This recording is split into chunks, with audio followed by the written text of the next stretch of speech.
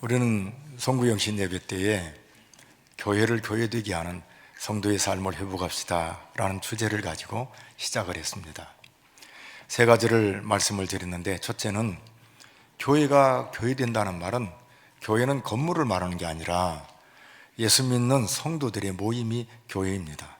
그러니까 성도가 성도다운 것이 교회가 교회되게 하는 것입니다.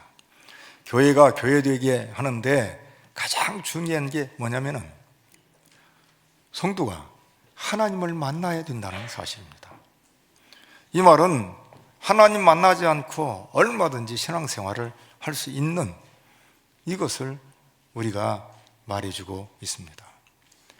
여러분, 하나님 만나지 않는 성도는 성도일 수가 없는 거죠.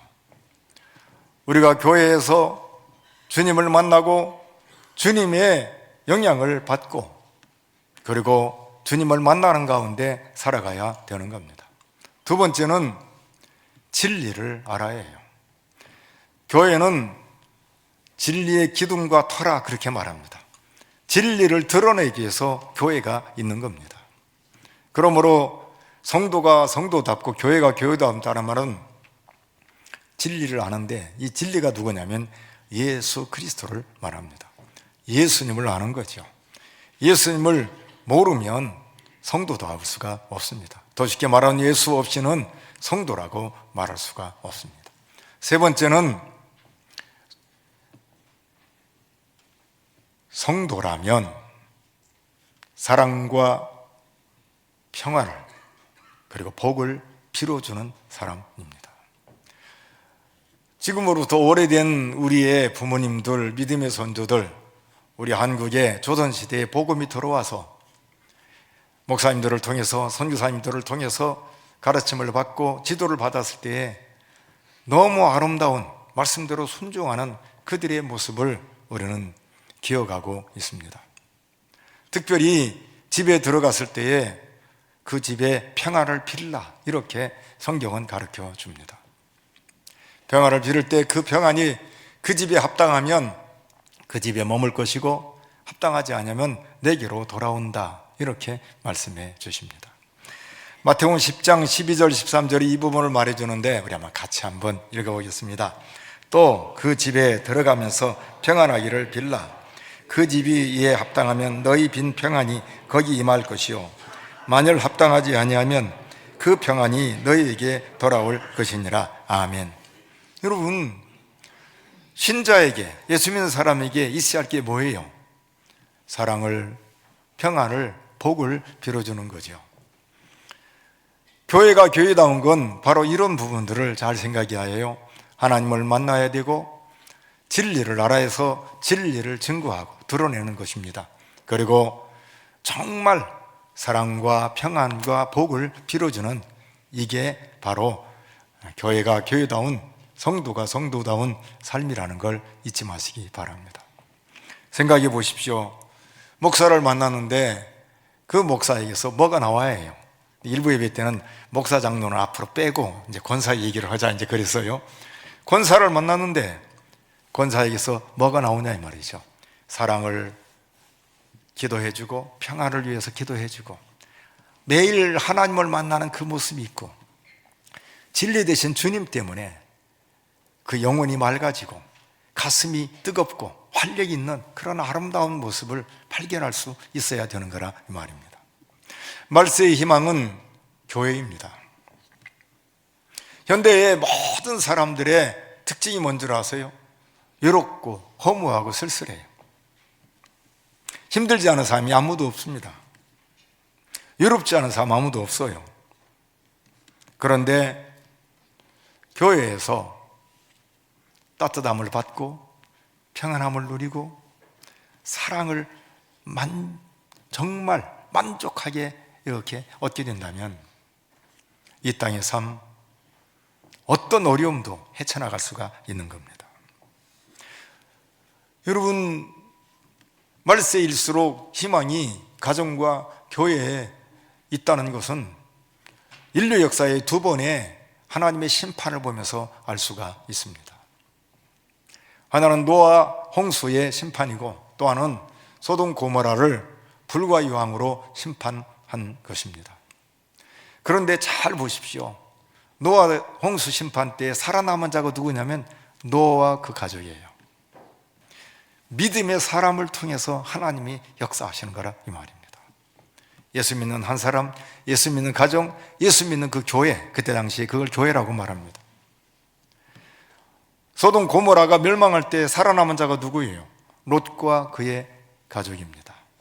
그런데 누구의 기도를 하나님이 생각했냐면 아브라함의 기도를 생각하신 거예요. 믿음의 사람 아브라함을 통해서 소돔 고모라가 멸망할 때에 거기에 의인 50이 있으면, 의인 40이 있으면, 의인 30이 있으면, 의인 20이 있으면, 의인 10명이 있으면 멸하긴 나이까. 그러면서 하나님 앞에 독대해가지고 누구를 생각해서 기도하는 거예요? 자기 조카 롯을 생각해서 하나님 앞에 엎드린 거라 이 말입니다. 결국은 인류 역사를 잘 보면 누구의 역사예요? 하나님의 역사예요. 근데 하나님이 누구를 통해서 역사하시는 거예요? 믿음의 사람들을, 믿음의 가정, 그리고 하나님의 교회를 통해서 하나님이 역사를 이루신 것이라 이 말입니다. 그렇다면 믿는 자는 어떤 사람인가? 예수 믿는 자에게 있어야 할 것이 도대체 뭔가? 여러분, 말세가 되면 차이점이 없어요. 세상이나 교회나 세상이나 예수 믿는 사람이나 별 차이점이 없다 이 말입니다. 왜냐하면 노아 홍수 때를 잘 보십시오. 죄가 가득한 그 상황에서 하나님의 아들들이 세상의 딸들의 아름다움을 보고 자기 아내로 삼았다. 무슨 말이에요? 예수 믿는 사람이나 안 믿는 사람이 별 차이가 없는 거예요. 별반 다를 것이 없다 이 말이죠. 예수 믿는 사람과 믿지 않는 사람의 차이점이 분명히 해서 다르네, 이게 있어야 하는데 그 차이점이 없다 이 말입니다. 예수 믿는 사람들이 누구를 닮아가냐면 세상을 닮아간다. 이걸 세속화라 이렇게 말합니다. 빌라도가 예수님을 만나요. 만나서 대화를 나누는데 세 번의 이 대화가 이렇게 이루어지게 됩니다. 요약을 하면은 첫 번째 만나서 예수님에게 빌라도가 물어봅니다. 내가 유대인의 왕이냐? 하고 물어봐요. 여러분, 왕이라는 건 권력 있는 걸 말합니다. 네가 유대인의 왕이냐? 여러분, 우리도 꼬마들한테 네가 대장이냐? 이 꼬마들 그러면 어때요? 우쭐한 마음이 있잖아요.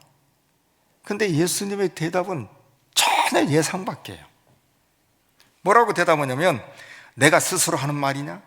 다른 사람들이 나에 대해서 내게 한 말이냐? 무슨 말이에요? 빌라도가 예수님에게 던진 이 질문 속에서 빌라도에 무엇을 할 수 있냐면 자신감이 없는 거예요. 자신감이 없는 거예요. 예수님 만나서 대화를 나눌 때 네가 유대인의 왕이냐? 몰라요. 그리고 직접 듣고 싶은 거예요. 자신감이 없는 겁니다. 여러분, 사람은 사람과 사람과의 대할 때는 항상 중심이 누구 중심이? 자기 중심이에요. 그래서 내가 이 사람에게 대화를 하고 이 사람하고 이렇게 관계를 가졌을 때 이해득실을 해서 이 사람이 셀지 내가 셀지 그거부터 계산을 하는 거라 이 말입니다. 뭘 물어보더라도 이렇게 자기에게 유리하게 묻는 거예요. 딱 상대방을 파악을 하는 거죠. 남자들은 주로 만나면 뭐부터 물어보죠? 몇 살이요? 어디 학교 나왔죠? 몇 기예요? 뭐예요? 서열부터 정리하는 거지. 그래서 상대방이 어때요? 나보다 높으면 몇 살이요? 쫙 숨겼다가 말을 안 쳐. 왜? 내 말이면 그 사람 밑으로 내가 들어가니까. 이게 빌라도가 던진 질문과 오늘 이 세상에 사는 사람들의 대부분이 가지고 있는 생각이라 이 말입니다. 근데 허를 찔려요. 예수님에게 네가 알고서 물어보는 거냐? 사람들에서 듣고 나한테 물어보는 거냐? 너 지금 뭘 지금 나한테 물어봐? 라고 물을 때에 여러분, 그 사람의 본심이 드러나게 마련인 거예요. 사실 이 어간에 어떤 일이 벌어지냐면, 원래 빌라도와 헤롯은 원수예요. 앙숙관계예요. 근데 그날따라 당일 그날만큼은 친구가 돼요. 기가 막힌 거죠. 그래서 빌라도가 이렇게 보니까 내 소속, 내 관할이 아니래 하고는 멋쩍으니까 바로 누구에게 보내냐면 헤롯에게 보냅니다. 그리고 성경은 이렇게 말을 해요. 이건 자막이 안 나와요. 제가 읽어드릴게요. 누가복음 23장 12절인데, 헤롯과 빌라도가 전에는 원수였으나 당일에 서로 친구가 되느니라. 기가 막히죠. 지금 예수님에 대해서 빌라도가 잘 알아요, 몰라요? 잘 몰라. 그리고 사람들이 여러 가지 얘기를 듣고 일처리가 아주 복잡해서 헤롯에게 보내요. 헤롯도 사실은 아리까리해요. 서로 보내. 그리고 헤롯도 그냥 빌라도에게 나 권한 없다, 네가 정도가 아니냐고 보냅니다. 성경은 아주 정확하게 말씀해 주십니다. 잠언 11장 21절에 보면 악인은 피차 손을 잡을지라도 벌을 면하지 못할 것이나 의인의 자손은 구원을 얻으리라. 빌라도, 헤롯 똑같습니다. 권력을 가지고 힘이 있지만 그들이 가지고 있는 건 엄밀하게 따져놓고 보면 없어요. 여러분, 이 땅에 전쟁이 일어나고 싸움이 일어난 이유가 뭐예요? 모두가 다 정복하기 위해서 싸웁니다. 나라 대 나라의 싸움을 봐도 자기 나라의 이득을 위해서 싸우는 거죠. 인류 역사에 강대국이 약소국을 공격하지 않은 때는 한 번도 없어요. 모든 나라는 용맹한 군주가 나와서 부귀영화를 목표로 삼아가지고 어떻게 해요? 경제력과 군사력을 키워서 부국 강병을 이루고 타국을 무찌르고 파괴하고 정복하고 약탈해서 이득을 얻는 게 모든 나라의 공통점이라 이 말입니다. 러시아가 왜 우크라이나를 공격해요? 힘이 있잖아. 힘이 없으면 공격 못하죠. 여러분, 이스라엘과 하마스 힘싸우는 거죠. 그리고 그 배후에 중동에 여러 나라가 있지 않습니까? 이 세상 싸움은 힘의 싸움이에요.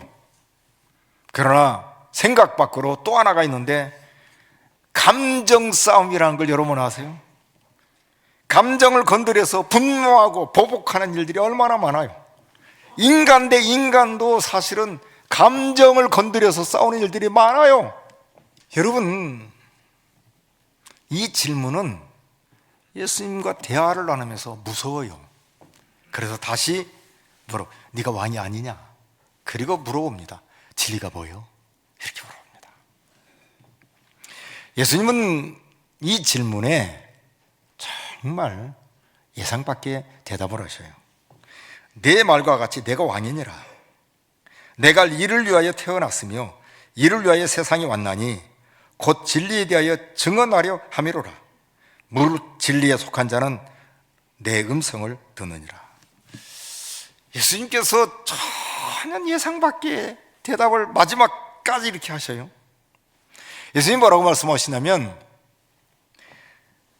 내 나라는 진리의 나라라고 말합니다. 진리를 세우고 진리를 증거하고 진리가 다스리는 그런 나라, 내가 그런 나라의 왕이라고 말합니다. 이 빌라도가 사실은 진리를 몰라서, 예수님 몰라서 지금 두려운 거예요. 대화를 나눌수록 두려운 거라 이 말이죠. 나중에 보면 이 조금 이렇게 펼쳐서 보면은 이 빌라도가 진짜 두려운 고백을 해요.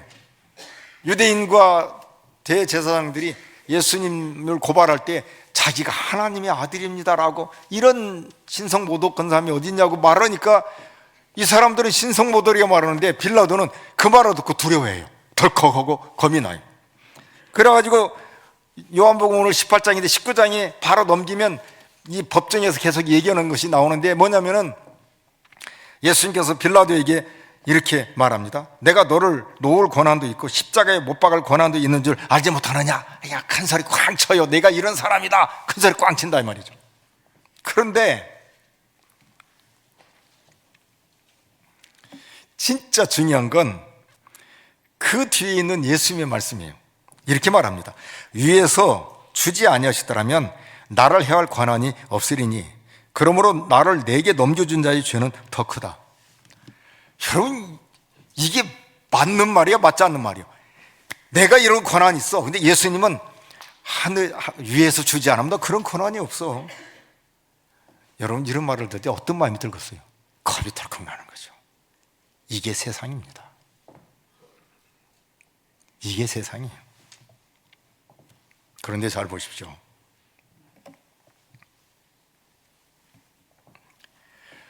오늘 빌라도가 내가 왕이냐, 왕이 아니냐, 그리고 진리가 무엇이냐, 그럴 때에 여러분 잘 생각해 보십시오. 만약에 빌라도가 진리를 알았다면 어떻게 하겠어요? 진리를 만약에 알았으면 어떻게 행동을 하고 어떻게 지금 예수님 앞에 태도를 취하겠습니까? 진리를 알았다면 절대로 예수님을 십자가에 내놓지를 않아요. 재미나는 건 오늘 본문을 잘 보시면 진짜 이게 진짜 세상 사람들이 이렇구나는 것을 알게 됩니다. 오늘 본문 한번 보실래요? 여기 진리가 뭐냐? 이렇게 물어봐요. 38절 빌라도가 이러죠. 진리가 무엇이냐? 이렇게 물어봐요. 물어보면 기다려야 할 거 아니요, 그리고 들어야 할 거 아니요. 안 들어. 그리고 나가서 뭐예요? 바로 진리가 무엇이냐 하더라 이 말을 하고 다시 유대인들에게 나가서 이르되 나는 그에게서 아무 죄도 찾지 못했다. 이렇게 빌라도가 엉뚱한 짓을 하고 있는 거예요. 그러니까 진짜 진리를 알아요, 몰라요? 모르는 거죠. 아무것도 모르는 거예요. 권력을 가졌다고 아는 게 있는가? 인생이 뭔가 몰라요. 그런데 여기 주께서 우리에게 들려준 메시지는 정말 새겨들어야 할 내용입니다. 내 말과 같이 내가 왕이니라. 이를 위하여 태어났으며 이를 위하여 세상에 왔나니 곧 진리에 대하여 증언하려 함이로라. 무릇 진리에 속한 자는 내 음성을 듣느니라.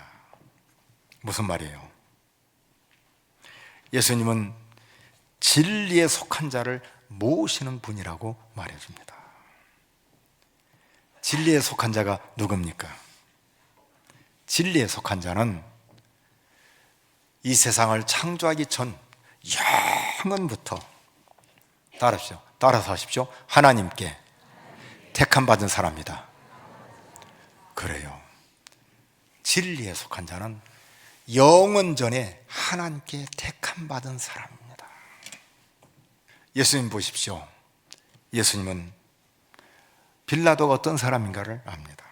그 얼마나 우유부단한 사람인가도 압니다. 그런데 빌라도와 대화를 나누면서 자기가 죽음에 임박한 것을 압니다. 자기가 하나님의 나라의 왕이고 그 나라는 진리의 나라라고 잘 전달을 합니다. 빌라도가 두려워해요. 그런데 예수님이 빌라도를 향해서 두 가지를 사용하지를 않아요. 첫째는 힘을 사용하지 않고 실력을 사용하지 않는다는 사실입니다. 오히려 하나님의 뜻을 깨닫고 하나님의 말씀에 순종하면서 그 십자가를 지는 그 길을 예수님이 가고 있다는 사실입니다. 신자, 교회는 무엇으로 사는가? 이 세상을 사는 방법이 뭔가?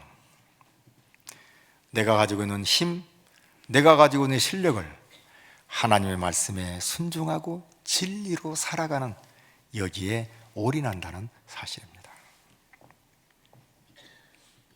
돈 있는 사람은 돈을 자랑하는 게 아니라 그걸 가지고 어떻게 예수를 잘 믿을 것인가, 어떻게 주님을 더 잘 섬길 것인가를 생각한다는 사실입니다.